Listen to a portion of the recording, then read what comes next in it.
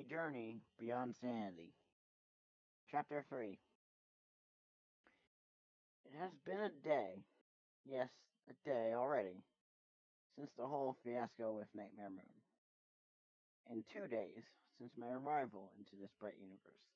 Though it was only the morning, every resident of Ponyville retired to their own houses after the end of that party and departure of the two monarchs. Eager to sleep after a whole night for the rising of the sun. Honestly, I can't remember how long the party even lasted. But that's not what surprised me. What took me off guard was the fact how willing everyone was to forgive their forgotten, redeemed Princess of the Moon.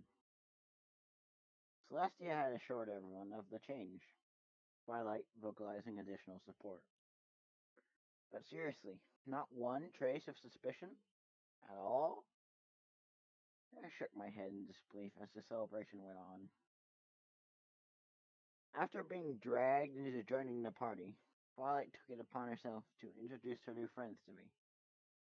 Since I never really interacted with them, save for Fluttershy, who smiled at me welcomely, Pinkie Pie instantly invaded my personal space, rambling incoherent nonsense about throwing a party for me after the celebration. Even though I repeatedly stated to the energetic pony it wasn't needed. Even when I said I despised the parties, it did nothing to dissuade her. Instead, she exclaimed, after a few seconds of shock at my blunt words, that they'll have a private party, only filled with only us 8, including the dragon. Just for me. I simply sighed and moved on to the next pony. Applejack was next, shaking my hoof, though as far too roughly than necessary, and dismissing my light bow and firmly addressing her as Miss Applejack, already deluding herself into thinking we're already friends. Then she had the nerve to suddenly reprimand me for thinking of going after Nightmare Moon alone, saying it was a foolish thing to do. But for the sake of not ruining the atmosphere, and the fact I was tired beyond hell, I simply nodded in agreement. Rarity, now she was the only one taking delight in my formalities, but insisted in that classy tone I just call her Rarity without the miss, repeating Applejack's statement of how anyone who's a friend of Twilight is a friend of hers, and also delighted in the fact that I had a particular accent she's never even heard of before, saying I must tell her all about where I'm from sometime after. I quickly said I was from somewhere far away. Imagine if they knew how far. Then Rainbow Dash.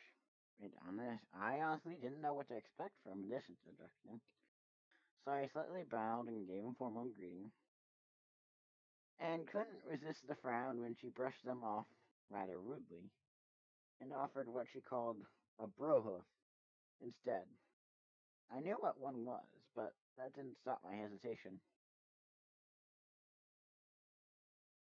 Twilight must have sensed my discomfort and told them that they should excuse me since I was foreign.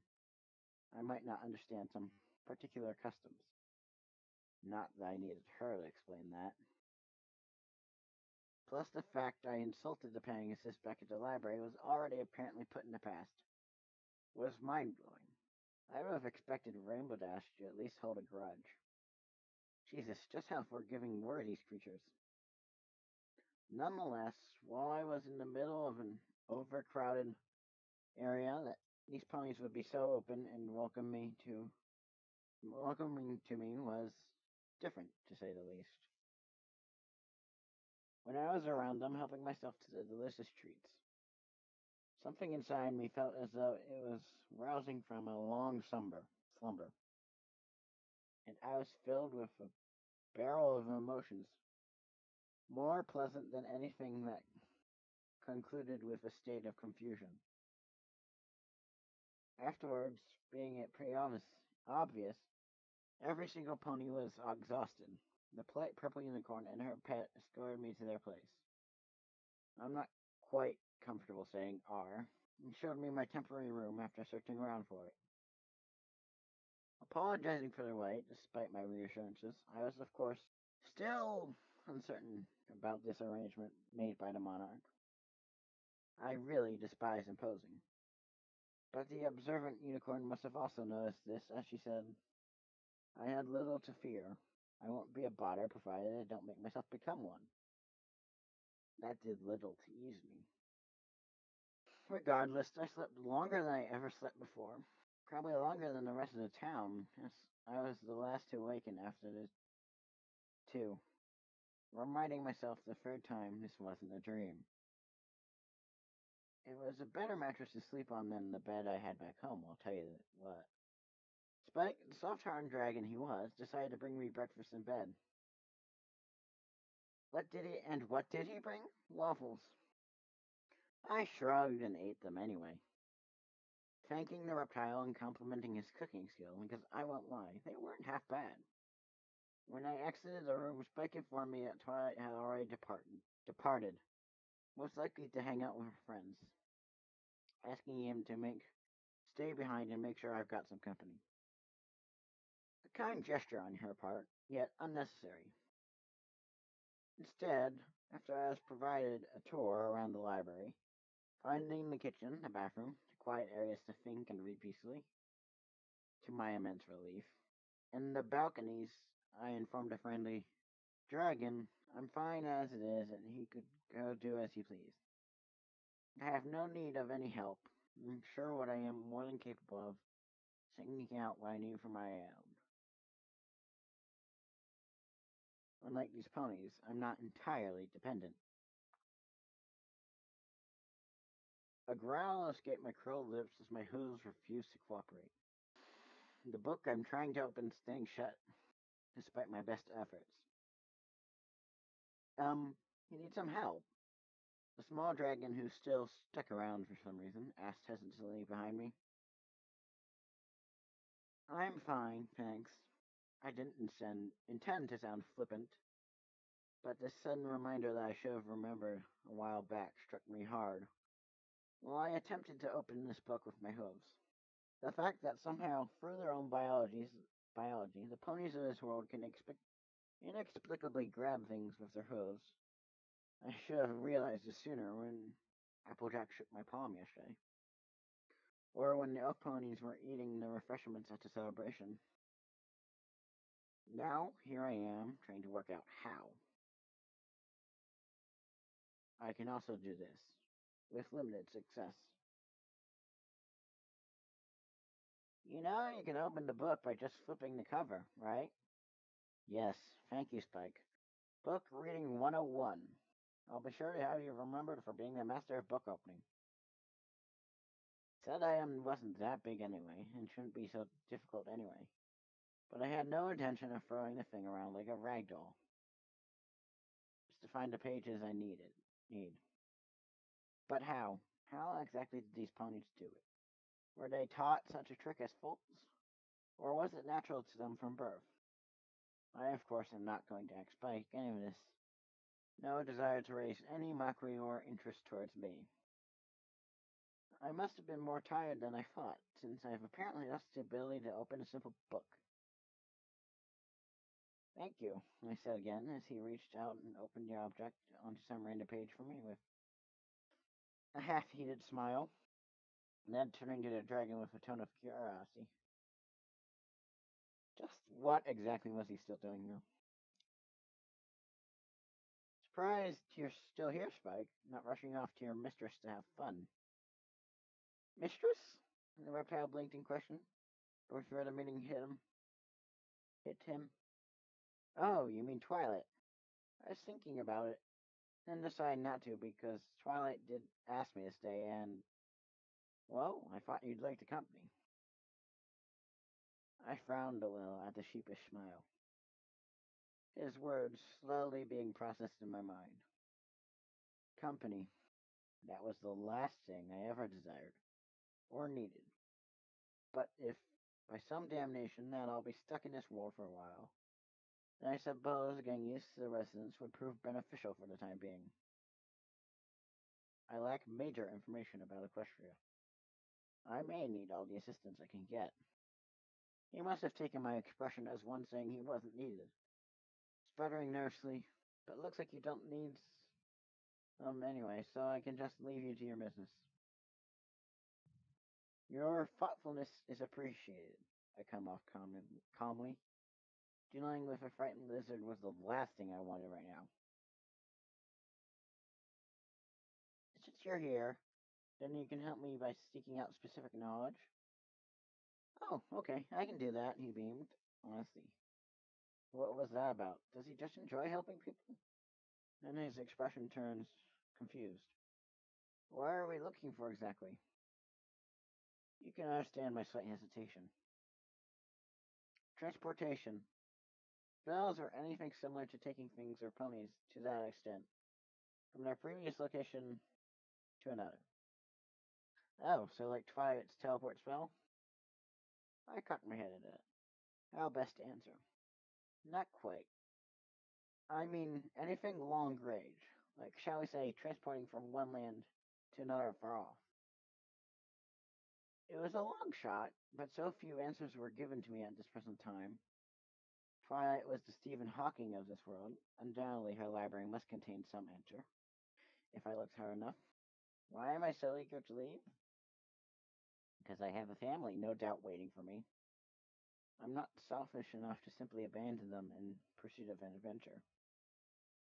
Not, not without leaving a note first, anyway. All right, was his enthusiastic answer before it dropped. But I don't really know where to start. I haven't gotten used to this whole library yet. It could be anywhere. I sighed. Great. Well, at least I found one such book while having a glance over the place. The same one I'm going to read as soon as I learn how to clench and grab with my hooves. Good thing I've got all day then. Hey, that reminds me. Today would be a Wednesday back home. That means I should currently be in college right now, stuck in that room full of ear-bursting men children all day. Another benefit to being here. Sorry I can't be of much help right now. I raised a hoof to interrupt him again, turning my gaze down to the book on the stand. Don't apologize, you've been more than enough help by bringing me breakfast and providing me a tour around the place. Well, glad to be of service. I am Twilight's #1 assistant, after all. It's a good thing he's closed his eyes in proud beaming. Otherwise, he might have seen me roll my eyes. All right, then, let's see. I examine my left front hoof thoroughly. How do I do this? Despite the energy I'm converting to the muscles of the limb, nothing was happening. So, do I just wait for it to happen or something? I look like a complete idiot, glaring hard at my golden palm. Spike was still there, standing at the other end of the small table watching me. I glanced up and asked sternly, "Is there something you wanted?" The dragon quickly waved his arms in defensive worry. "Oh no, I was just thinking, that's all." And, well, the lizard scratched the back of his scaly head, speaking in that nervous tone again. "Since you'll be staying with us for a while, I just thought that maybe we can get to know one another. I mean, my frown honestly can't be that intimidating, right? It's not my business, of course. I was just curious, that's all." Curious. My voice betrayed nothing. "You wish to learn more about me?" Thinking about it, Spike raised a point. "We don't really know one thing about the other. I know more about her owner than I did the dragon himself. But was that really necessary if I was going to be here for a while?" "Probably, most likely. All the more reason I hurry up and find a way off this planet as soon as possible. Well, if you don't mind, that is." He touching the tip of his index fingers together. Jesus, Lizard was paranoid beyond belief. "There isn't really that much to say about me," I said plainly. There really wasn't. I'm just some guy who fell into another world. Apart from that, there really wasn't anything that interesting about me. Sure, Spike said, no doubt astonished by my blatant words. Every pony has something about them. Their likes, their dislikes, their hobbies, their favorite foods. Speaking of which, I have tons of favorites. Like apples.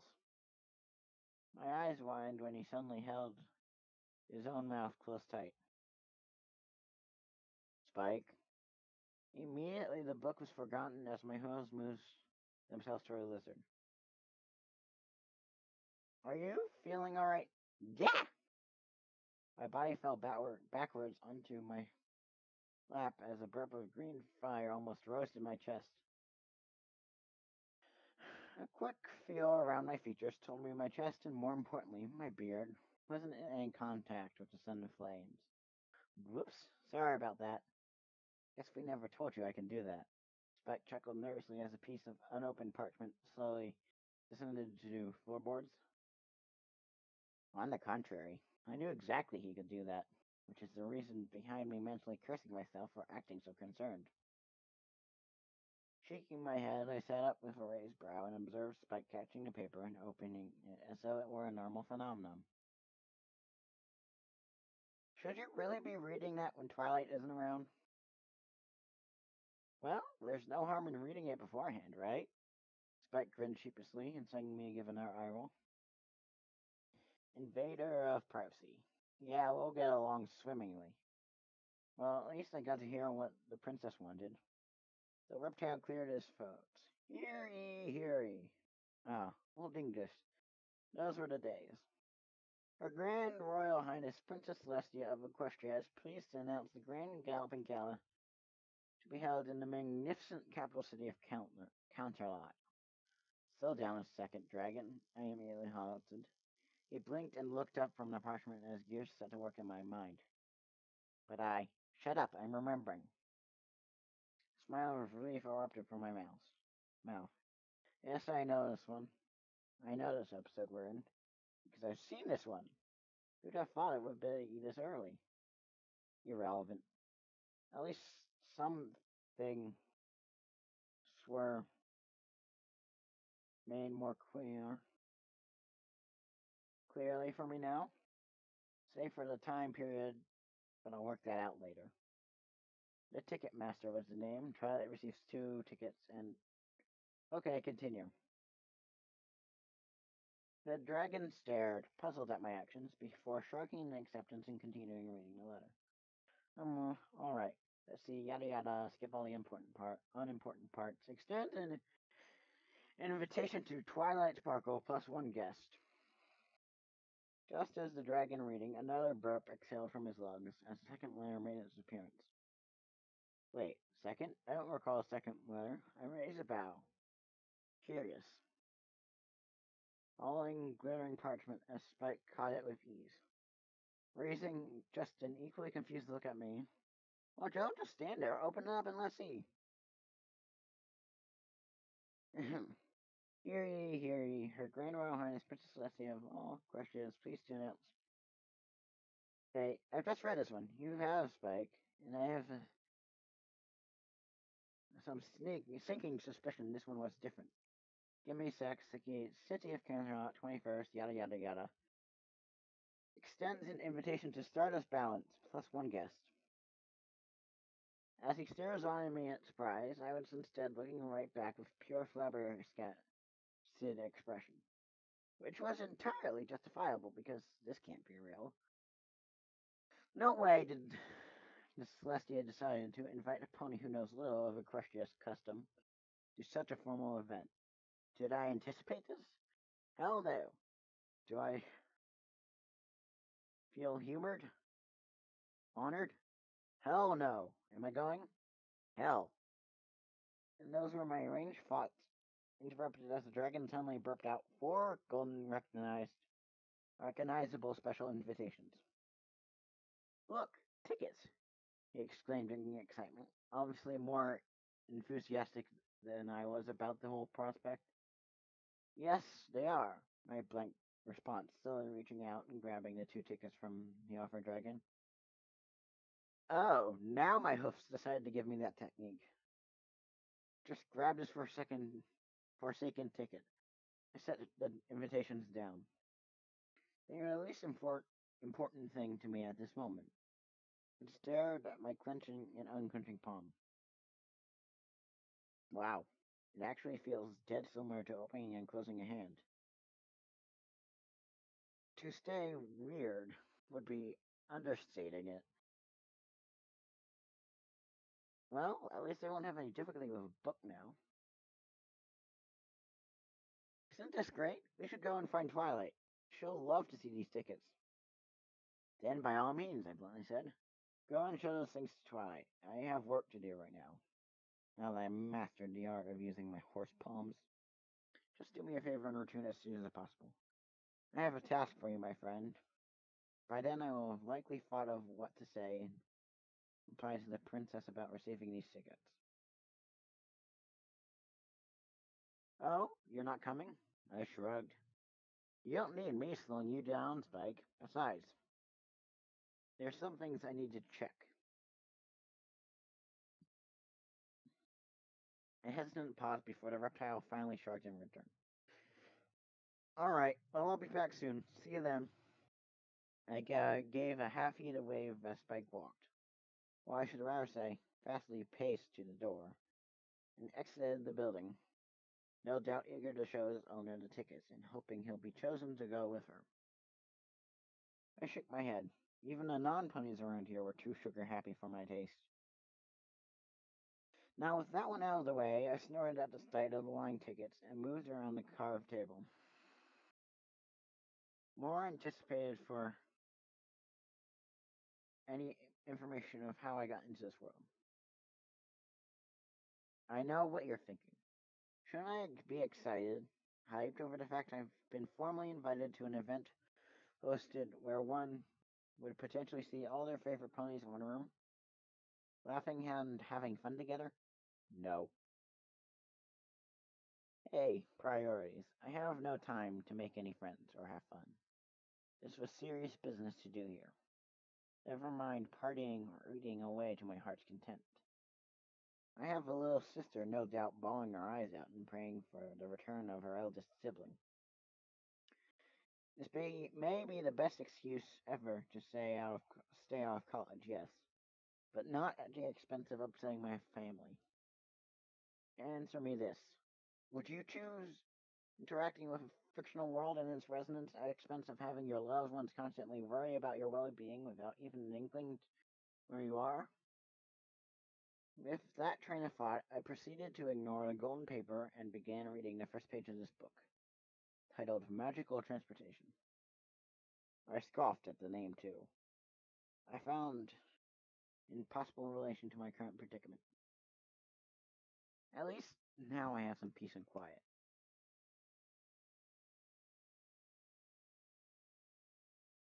Well, that was a huge waste of my time. Granted, I have been given more information on how magic works in some areas, but the likelihood that what I've learned will be useless in the future was too high. Sighing in resignation, I closed the book and frowned sourly. Well, it was but one of many. If I search hard enough, there must be some accurate info around here somewhere. Glancing at the clock, I noted with a raised brow it's been over an hour since I'd begun reading. Spike had yet to return. Maybe he's occupied or forgotten. Wouldn't surprise me either way. Placing the book back where I found it, my eyes scanned around the shelf and then the whole area. It'll take hours before I find the correct book. Of course, I can't ask Twilight for help when she returns. The less anyone knows about my whole ordeal, the better. That said, surprised the monarch didn't let her own prized pupil in on this. What exactly was Celestia playing here? Was it a test? Was Twilight not yet ready to learn there are habits of worlds beyond their own? Or did the princess simply value my privacy? Evidently knowing I had no desire attracting attention to myself. Maybe it's simply me who has to tell her. When I feel like it's time for the unicorn to know the truth. Probably by that estimate, probably a really, really long time until then. It's not you, Twilight. It's more of the safety of the universe, I muttered, as my hoof gently breezed across the rows of well-cleaned books.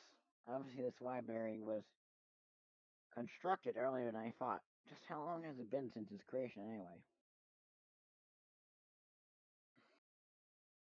I'm sure she'll understand. My eyes closed and head bowed, nearly touching the tip of the nearest book and releasing an exasperated sigh.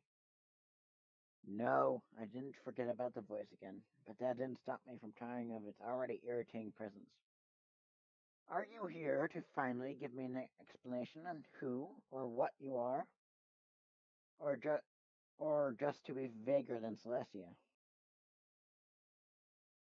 No one else was around, and the front door was shut, so no one could overhear me, talking to myself. Princess Celestia, my friend. Even with no one around to hear us, it would be rather respectful to address her as such. As I told her previously fallen sister, respect is earned, not given. While I am grateful for this arrangement of me staying in this house with her student, does little to gain any fondness over her, I replied, and turned walking back towards the middle of the area with my head held high. Nothing but the clean wooden ceiling above. And you have yet to answer my question. You could try to at least be polite about her. Don't try and change the subject. Answer me. Very well. Well, I asked after a few moments of silence. Call me impatient, but I have the nagging sensation whoever this voice is speaking to me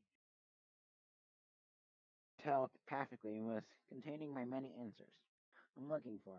That brings something up in my mind.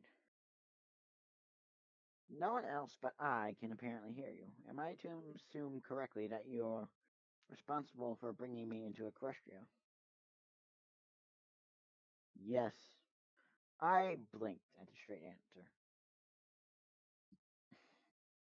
Okay, wasn't expecting it to be that easy.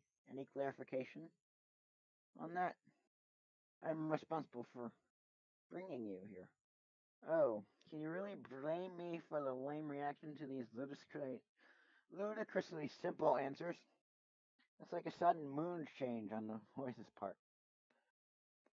But why then am I here, Mr. For now, you may simply call me the Spectre. The scoff was instantaneous. You're kidding me, right? I may as well then call you the inventive instead. Coming from the one who named himself after the remains of the star. Oh, so he has a sense of humor now. I glared at the innocent ceiling. I will pretend to ignore that. Now, why have I been brought? Oh, wait, even better. How and why have I become a pony? Unless I'm not far off from accurately speculating you're responsible for that too, Spectre. It will be more plausible to Equestria's logic anyway. That the same being that brought me here was the one who morphed my body into this. You don't dance around with words, Stardust Balance. Since you choose to call yourself such in this world, my power brought you to Equestria, but did not change your body. That did so on its own accord. Oh? To blend in with the laws and nature of this world, I guessed. Thoughtfully while my hooves started pacing around. That makes sense, actually. And I can't believe I'm really saying that. Indeed. He didn't bother asking how I came to that conclusion.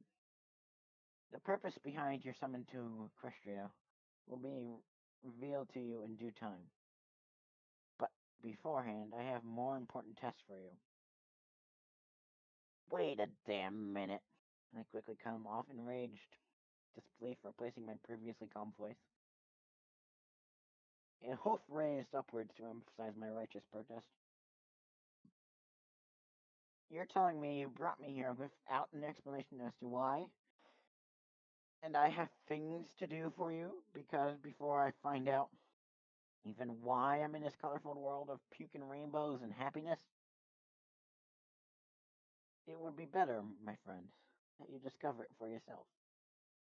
In the future, where it will become more clearer then. Clearer then?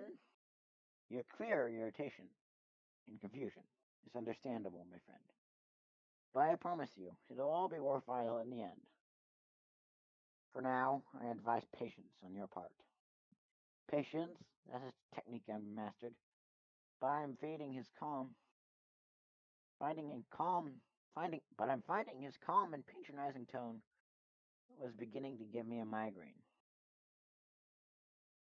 Well, pardon me for being skeptical, taking the words of a powerful entity who decided to drop me off in Equestria, I snapped harshly, more questions in the forefront of mind. For that matter, why me, an AI fan of this world? They would kill to be here. I know that much. What possible use could I be here? And most importantly, why did I take the form of an Earth only? Surely at least some of these questions could be answered now, right? You are chosen. I scoffed out again. By who? The Time Lords? The Jag Council? The Uncid? Some monarch of Equestria? Because I know neither Celestia nor Luna were even aware of my existence, or that of our worlds until yesterday. I halted mid-speech as my jaw dropped in realization, I swiftly turning to the still lying golden tickets reserved for me and any other pony I choose. That must be why. Figured it out, haven't you? Why else would the princess invite you if not for fascination on her part? I imagine both she and her sister would love to learn more about the world you come from. Not much to say about it, that's for sure, I grumbled before shaking my head, calming down a little. Of course, I should know sooner at the gala would likely wait for me to find a quiet spot so we can talk. Because I highly doubt she'll just plan on observing me. I might be really losing my touch if I can't figure out these obvious things that quickly. You've had a lot on your mind, I'm sure. We couldn't help but concur in a resigned sigh. True, I've been far more distracting with finding a way how I got here and how to leave. Why would you decide to leave so soon? I think you know very well why. Then I must regret to inform you, Stardust, that you won't be seeing your family for a long time, no matter how much research you look into. Do you honestly believe any information about metrical world transportation even exists in this world? In other words, I'm stuck here. Excellent. Bloody excellent. With a cherry on top. I've lost count how many times I've sighed now. You still haven't told me why I've become an Earth pony. Now that is one I can explain much more easily. Because you have a little magic inside you, born from a world where such power barely exists, and in fact humans never had wings to begin with. This world saw it fit to give you the most evident form to adapt here. Besides considering your background in philosophy, I find it rather fitting myself. And and why in Equestria are you complaining so much? Wouldn't you rather be here than spend days in an educational building filled with those you despise? Don't pretend you know a single thing about me, Spectre. I replied through clenched teeth, frowning so hard I could feel my muscles hurt. But what you say does make sense about this transformation. Indeed, a human would most likely turn into the lowest form of pony species if taken from Earth to Equestria. No wonder I feel so incompetent, I admitted in bitter disappointment. Never underestimate yourself, Stardust. Or the type of pony you have become. Earth ponies are much more important than you believe. They do not use magic like unicorns or alicorns. But that is because your kind is more subtle with theirs. Eventually you will discover that for yourself. I snorted at his beyond far-fetched claim that I could potentially use the powerful energy reserved for only only for Equestria's inhabitants. Somehow I doubt that. You said you had a few tests for me? I asked quietly instead, continuing my daily pacing. I may as well hear him out, since he was the one who apparently brought me to Equestria. But that won't stop me from present, pestering the voice until I got my answers. Besides, if these tests were worth my time and interest, I may as well listen. Indeed, as you will be here for a while, it would be prudent of you to begin making acquaintances with Equestria's inhabitants. Not if I can help it. Despite what you think on the contrary, you cannot survive in this world on your own. Not that that will stop me from trying. No matter how non-threatening it seems, for Equestria has many grave threats in the dark spaces of the world. The greater the light, the greater your shadow becomes. If that's not a Kingdom's Heart reference, I don't know what is. I rolled my eyes at the dramatic dialogue. Seriously, you haven't gotten to the point. What are my tasks? Your first objective is to begin making friends with this town's residents, beginning with those 6 ponies, by becoming closer to them and building trust. My mind slowly processed those words before I laughed in scorn. Ha! May as well fail now. No way in hell are they going to earn my trust, no matter how nice and friendly they were.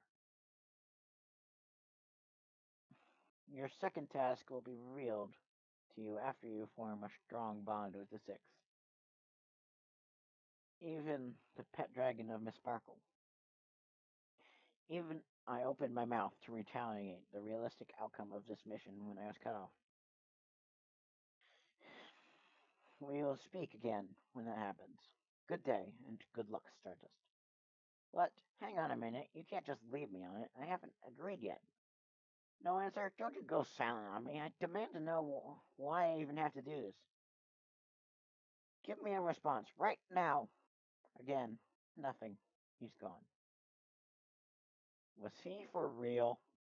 Inspector honestly deluded himself into thinking I will ever consider the likes of them friends. Twilight, most likely. Spike, possibly. But the rest of Ponyville, he may as well have the tasked me to reform Tyrek, because either way, it's not going to happen ever. I'm very picky when it comes to selecting friends. I don't just pick them randomly for the right off the bat. Applejack was probably the closest out of the other 5 I could befriend, as I can appreciate her brutal honesty. Fluttershy for her peaceful and silent nature. Rarity, because neither of us prefer getting our bodies dirty. Speaking of the fashion mirror, it shouldn't be that much to bother with a bother to request clothes from her, because I've been but stark naked since my arrival, and I have decency, mind you. Rambo Dash. Ho ho, don't make me laugh. She would be the last pony I would ever consider as a friend. There was one more. Oh yeah, Pinkie Pie. Musically too. I can't stand loud noise, nor too much joyful bliss. Anyone else? Thinking from the top of my head here. You might strangers. Well, I have a soft spot for children, so it'll be best I avoid them as clear as possible, lest they soften me up a bit. But between you and me, what are the chances of me avoiding them all the time happening? Jerpy? Eh. Applejack's family? The last thing I need is to be bombarded by all her siblings and the rambling voice of her grandmother. It's clear to me now, however, that I must at least make some friends in order for me to get off this colorful world. To my greatest reluctance, at least I can attempt to make sure I don't get too close with anyone upon reveal, because the last thing I sincerely want to do is leave someone heartbroken by my eventual departure. Sighing in bitter acceptance, my teal eyes scan the nearest shelf as I halted my pacing. Despite what he said, Spectre didn't say I should go out and make friends immediately. I still have time. As I last recalled about this episode, Twilight returns to our house at the end with her friends waiting for her. I have no incentive to go out and find her right now. My host reached out and picked a random book with an eye-catching title. I have a whole library I can look through to pass the time while I wait. But if I must make friends in order to leave, then all right, Spectre. I'll play your ridiculous, pointless game for now. My head craned to the sound of the door opening. You're back? Well, finally. Now I can get to business about these tickets. Excuse me, Stardust. I hope you don't mind me coming in. I blinked before releasing a bemused smile. It's a free library. Come in, Miss Fluttershy. Although my curiosity couldn't be suppressed as the Pegasus slowly walked in. What was she doing here? Was she in the library during the party episode? I can't recall the whole thing clearly. Thank you, and you don't have to call me Miss. Just Fluttershy if you don't mind. We are friends, aren't we? A kind smile that I'm sure would melt the heart of any brony but me. Instead, I raised an amused brow. All right then, so what brings you here, Fluttershy? Twilight or Spike aren't here at the moment if you're looking for them. That was then a memory came back to me, twitching the corners of my mouth. Ah yes, the ponies were trying to appeal to the poor unicorn, so she might take one of them to the gala. Before answering my question, Yellow Pony turned and said to someone else, "You can come in now," and I found myself taken aback by the multiple woodland creatures suddenly poured into the building. A bunny, a squirrel, and three birds to be specific. Fluttershy must have noticed the look of punishment. I hope you don't mind, but I wanted to clean up the library a little for Twilight. I thought it would be nice of me to be a good friend for her, and for you too. She quickly added that last part in nervousness. I couldn't resist a smirk, hoping to get Twilight in Twilight's good graces so she may take you to the gala. I didn't bother pointing out the fact that the library was clean enough before the filthy animal the Pegasus brought along came in. She halted midway before from giving a bunny a brush, which I won't ask where it came from. What? Oh, no, I would never. It's all right, Fluttershy. Feel free to dust away the library as all you wish. I'm sure Twilight will appreciate it. Just as long as you don't distract me from my reading. With that, I returned to the book, ignoring the grateful thanks from her. And just to make sure there won't be any rumtrums, my host quickly reached and grabbed the two tickets at the other side of the table, hiding them from sight of the Pegasus too. Of of the Pegasus, of her left, and of her little friends. The last thing I needed was to be in Twilight's position.